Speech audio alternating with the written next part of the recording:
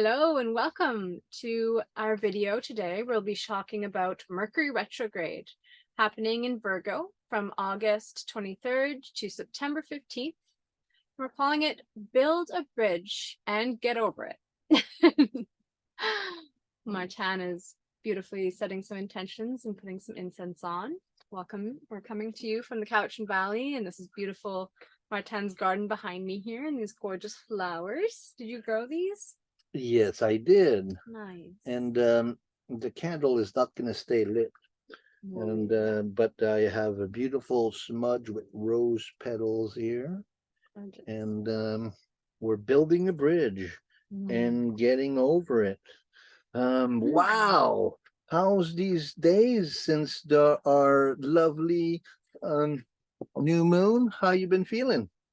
I've been feeling okay. Lots of paying attention, as you said before. Lots of stepping back and paying attention. I feel like Mercury, from when we're recording this, Mercury goes retrograde tomorrow, but I really feel that reflective period in myself right now. How are you doing these days? How did you feel the new moon? Well, we've had the new moon, and then we had Venus retrograde, which got a lot of press. And whoa, that's really working, isn't it? That's taking care of the mosquitoes. But you know, we've been experiencing Venus retrograde, and now I don't know if you noticed, but once Venus passed the conjunction and became the morning star, so now you don't see it in the evening. Now you see it in the early morning in the sky. Before the sun rises, you'll see Venus rise before the sun. For those who are up early, that's a really beautiful sight. And then Venus will be growing as the morning star as it goes along in its cycle. But I don't know if you felt the same thing, but now Venus has gone really introverted much more. In my process, I feel that immensely. It's like, okay, you know, like, all right, fall can't come early enough. You know, we want to recluse, we want to feed ourselves, we want to nurture ourselves. Venus has gone aurora, she's gone, you know, morning star. And so that's a big shift. And now we're celebrating Mercury turning retrograde. And then we've had so between the three inner planets, they're Mercury, Venus, and Mars. Mercury and Mars are almost in conjunction as Mercury turns retrograde. You know, and a lot of people have been focusing on Venus and on Mercury, but I think that it's, you know, the full reality of what we're experiencing is a lot about the triad of transformation, you know, and Venus, that finger of God, that yod that was constellated between Venus retrograde and then Neptune and Pluto. We're going to see that again coming up.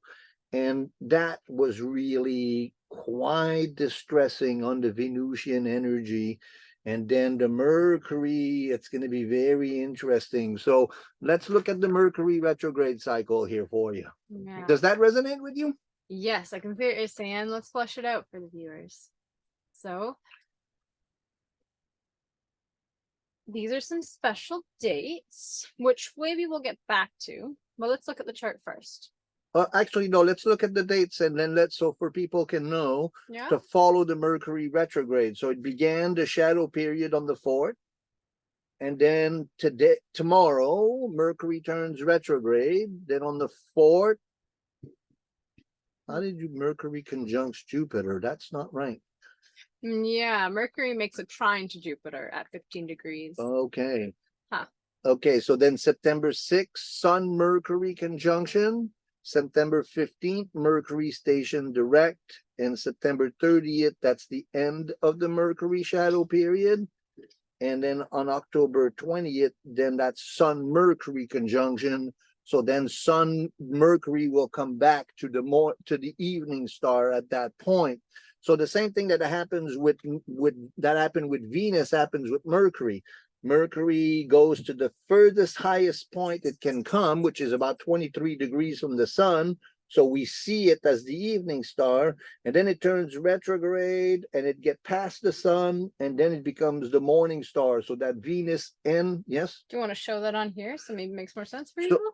So how? Okay, so then so then This is our Venus, perspective from the center, looking out this way. exactly. That's the Earth right here, and we look at the sun. I got an idea. Let's make it so people are looking right from Earth's perspective at Mercury and the sun.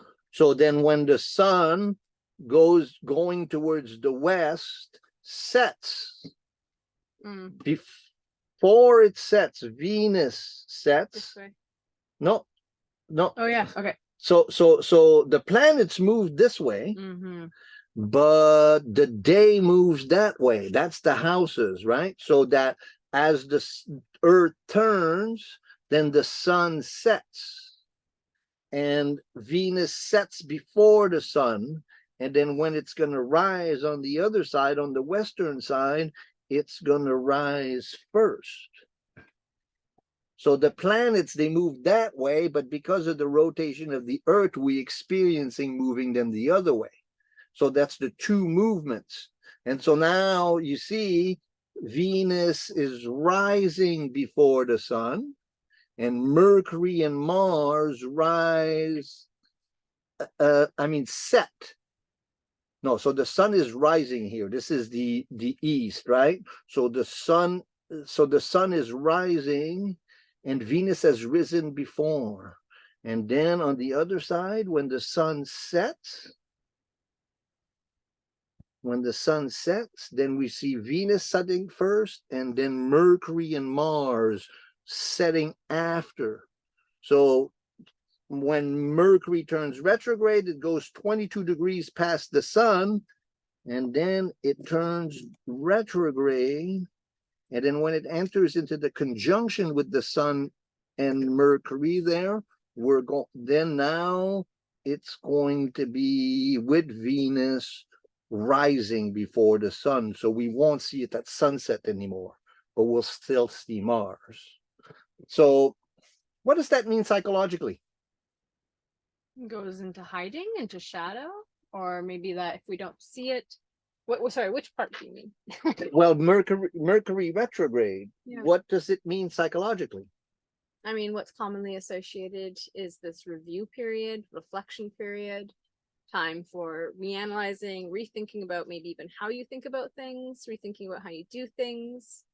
Because it's in Virgo, I think it's going to be a lot of reviewing how we do our daily work, how we do our daily practice. Right. Well, the story, one of the stories I've been telling lately about Mercury is the story of Odysseus in the Odyssey, and how when so the Odysseus's companions they all land on the island of Circe, a witch, and his companions go ahead and they meet Circe, and then they become I want to say possessed, but they become charmed by her, and they become pigs. And then Odysseus is gonna go and rescue them, but Mercury comes to him. Hermes comes to him and says, well, if you're gonna do that, you're gonna need a special potion. So then he gives him a special potion so that he doesn't become bewitched by Circe, and plus he gives them a strategy to go about charming her, and he tells him exactly what to do. You be firm, you do this, you do that, and then she'll become completely devoted to you. And so in that sense, he is able to free his partners from being pigs, and is able to escape, and he gets the blessing of Circe finally, after being kind of a love slave to her for quite a while, a year or so. He gets free, and they all go on their journey. So then this Mercury's role as the medicine maker, and as the way to get free from the curse of the witch, you know, to become bewitched. And so then that's when I came up with the saying, you know, build a bridge and get over it. When Mercury turns retrograde, it's kind of the building of the bridge, right? Mercury has gone as far as it goes. Now it's retreating. And you know, and then it passes the sun, and then it turns around and then goes forward again. So that's the experience of Mercury from a perspective of the earth. And so in that process, we're kind of reviewing. Mercury is going through the same degrees in Virgo 3 times in the process. So the sun keeps moving and Mercury keeps going around like that. So then that Mercury, you know, Virgo is ruled by Mercury. Virgo is associated with the medicines of Mother Nature. And so then really we're reviewing and building a bridge to move forward. You know, there's so much that is going on in so many people's lives right now in terms of this triad of transformation.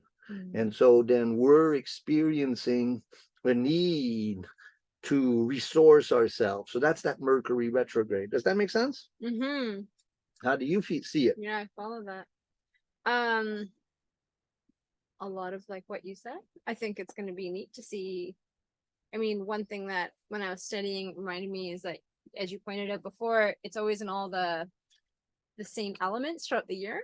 And so it's neat that we had it last in Taurus, and now we're entering a next Earth element sign season. And so Mercury is going to really accentuate, because it is ruled by Virgo, or it rules Virgo rather, to be going through this process during Virgo season. And Virgo is also a mutable sign, and it's so it's likely to bring about some more change, which I think has been very frequent lately in the collective narrative, and probably your personal narrative too. It's also the coming together of everything that is the personal. So we've just been through, I think we mentioned this a bit in the last video, but we've just been through all the personal development signs, and now Virgo's the accumulation of that. And there's this like picture of the goddess separating the wheat from the chaff, so letting go of what doesn't serve anymore. And taking just those key pieces with you forward as we learn to integrate and become working with other and society and collective more in the next half the year. So right after Mercury turns retrograde, the sun will enter, or the sun is entering into Virgo, and Virgo, right at the end of Virgo, is the fall equinox. And so then we're into the time where the sun becomes weaker and weaker throughout winter. So this is kind of the last celebration of the solar time of the year before we become into the lunar time of the year. And so then we're really connecting with Virgo as the mother to prepare us for fall and what's ahead. Love it. We have 3 really important charts to show you, and that's going to give you kind of a feel for what we're going to be seeing through this Mercury retrograde cycle. So first chart we have for you is the chart of tomorrow. Probably you're going to be seeing this tomorrow or today on the 23rd. And that's a very complicated chart, isn't it? Look at that. So we first look at the moon, and the moon is engaged in the mystical rectangle. You see the mystical rectangle? So, yes, it's blue. So that's the 260s and 2 180s and 2 oppositions, creating what we call a mystical rectangle between Mars and Mercury and the moon and Jupiter and Uranus and Neptune. Very mystical expression, finding one's place in the world, being of service. Mercury and Mars and Virgo, it's about being of service. Jupiter and Uranus, finding our place in the world, being actively engage in the evolution of the collective. Neptune seeking redemption, and moon in Scorpio, you know, really a lot of intensity of feeling through it all. So that's the right before Mercury turns retrograde. So there's the mystical rectangle, then there's the yod of moon and Mercury to Chiron. So a lot of need to do the work of healing that's necessary for facing our wounds so we can heal and become, you know, the change that we want to see. So that's a really important theme. And then what else do we have? We have a T-square of Venus, Jupiter, and Uranus with the moon as well. That's very fascinating in terms of the balance between moon and Venus, and then the Jupiter, Uranus finding our place in the world. I think that that's a real key, and Jupiter, Uranus is in the 10th house, so it's really asking us to find our vocation, to find what it is that we're here to do, because really you know, just living surface lives are not it's not really satisfying, is it? No. And then the last thing on this chart is or maybe the first thing on this chart is that Mercury Mars conjunction in the grand trine to Uranus, Jupiter, and Pluto, and in the grand kite there with the triad of transformation. So the triad of transformation we talked about, that's Uranus, Neptune, and Pluto all moving together, getting ready to change signs together in the course of the next couple of years. That is the feature that we're going to speak the most about over the next couple of years. It's really big. And in terms of our Venus retrograde, in terms of our Mercury retrograde, in terms of Mars, and in terms of, we're going to see something very interesting with the sun and the moon in the next new moon, and then we'll see that chart. But any comments on that? And that was a lot of information there. But in terms of, for those of you who are beginners and trying to learn to do chart reading, you see a mystical rectangle, a yod, a grand kite, a T-square. That's a lot of information. You want to? That's a lot. Yeah. What do you think about all That's that? a lot to take in. What do I think about it all?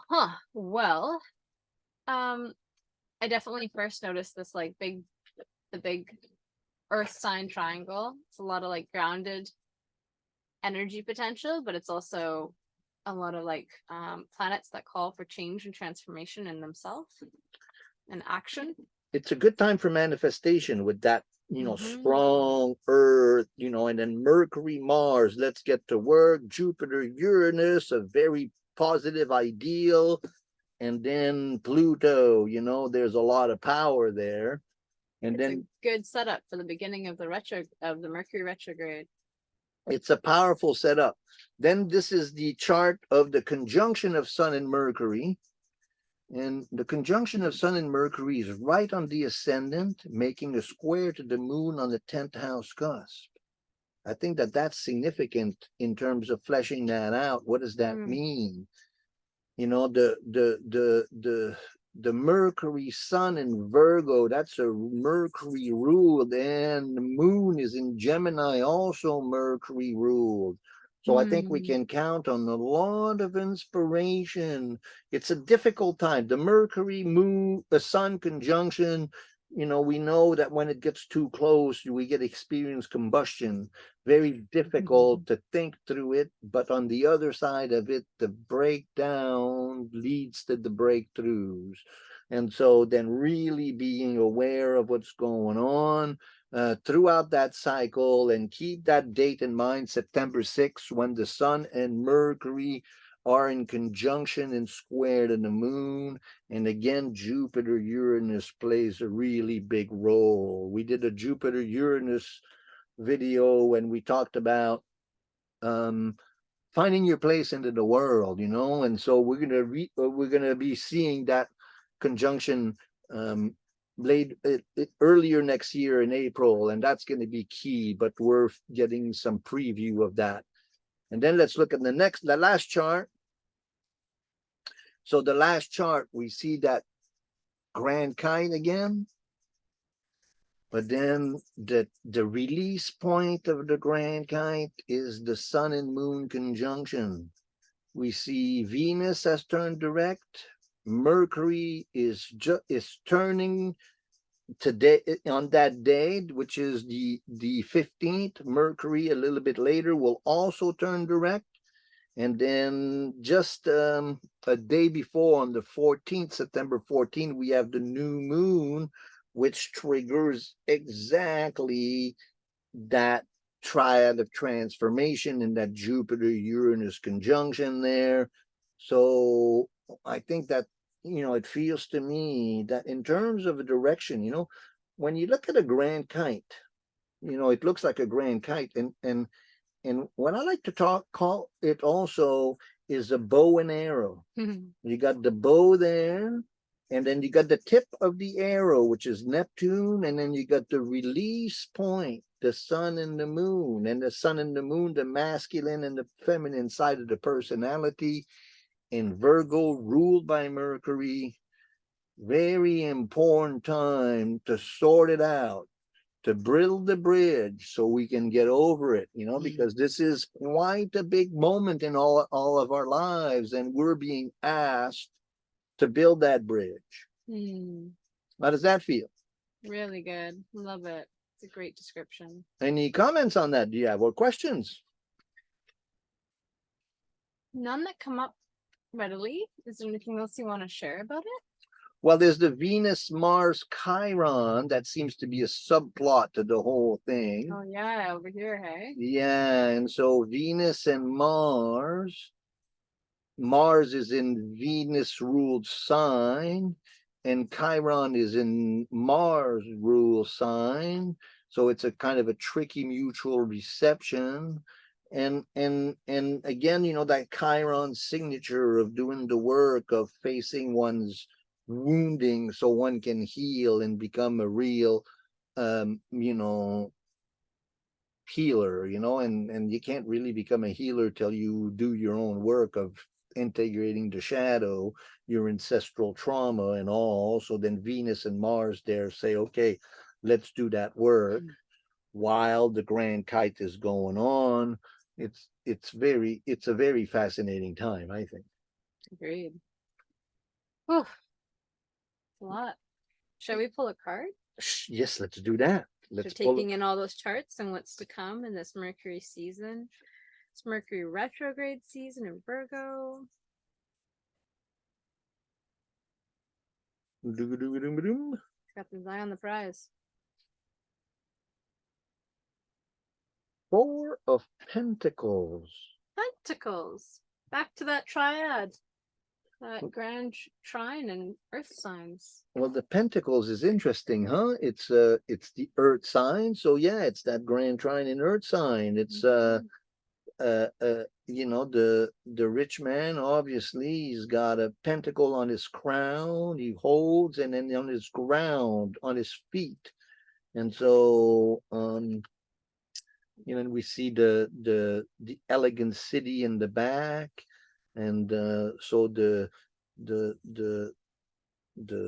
ruler of the city is contemplating his place in the world, finding his place in the world. So it's that Jupiter Uranus conjunction in Taurus.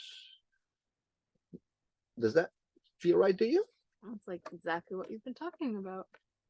Definitely. Okay, and it's interesting because he's sitting on a bridge made out of pentacles. So then that comes back. Okay, so let's look at the last slide. And what does it mean to build a bridge? Well, to understand the role of Mercury in the psychic economy as the guide of souls, as the prima matera, as the anima mundi. So in alchemy, Mercury plays a very important role. Here we see him. He's got wings on his feet, wings on his helmet, and he carries the caduceus, which is a winged serpent around a sword, which is the symbol of medicine. And so there's the role of Mercury as the guide of soul, but as the gatherer information, but also as the supplier of medicines. So then understand your role in that. And I think that as we, we're turning the season, and then this Virgo, Mercury, Virgo, getting yourself really fine-tuned to the medicines that you need in order to move forward. Does that sound like building a bridge? Does to me, yeah. And then developing a relationship with the archetype. So how do you develop a relationship with the archetype of Mercury? Well, Mercury is the sun, is the god of communication, literally through your journaling, through your art, through your creativity.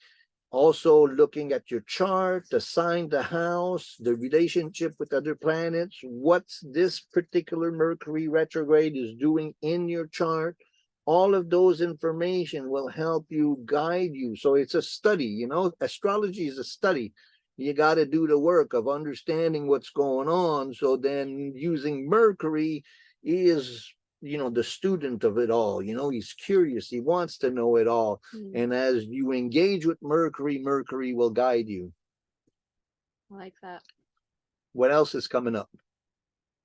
The other big dates that are coming up, not so Mercury focused. So Mercury and mental and spiritual health.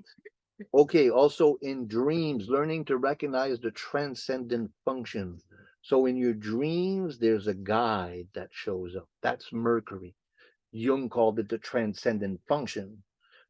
So that's very interesting. I had a big visit with the transcendent function yesterday in my dreams, really moving, but also setting, kind of a view on where you're going.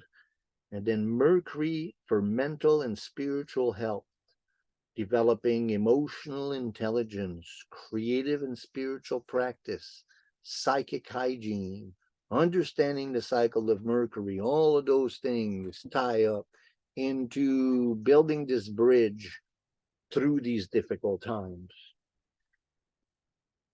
All very important work.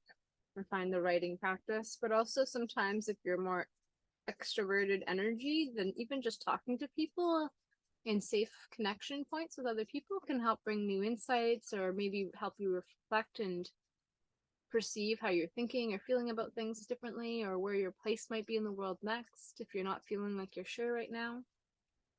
It's also a good connector with relating to people. So along with those dates that we planned, that we shared about the Mercury retrograde cycle, we have the 29th and 30th of August. 29th is Uranus station retrograde. 30th is Pisces full moon. The 5th, Jupiter goes retrograde. I'm going to piggyback on that. Sure. Jupiter goes retrograde on the 5th and Venus goes direct. On the 5th as well. Yeah, they Fascinating. do this funny little piggyback where it's like, I imagine Venus handing the baton to Jupiter. Your turn. Interesting. So then, and then with Uranus as well being in Taurus ruled by Venus, there's a lot of shifting into how we do Venus. And then on the 14th, that Virgo new moon, with the Virgo and with the sun and the moon in direct opposition to Neptune, triggering that. So that's going to be a very important alchemical time. So lots of work to do. The other side of the bridge. As we get ready for these major shift. So that was our video for you. How did you feel about that one? I felt good. Yeah. Lots to share. Hope it wasn't too much, but hope it also was enough. And I strongly recommend looking at your chart and seeing where Mercury is in your chart and following along if you feel inclined. It's a really fun way to get to know these archetypes more. Yeah. From Cowichan Valley on the estuary of the river Kokshala and Cowichan, we say thanks for watching and subscribing and supporting the channel. We'll blah, blah, blah. We'll see you next time. Bye for now.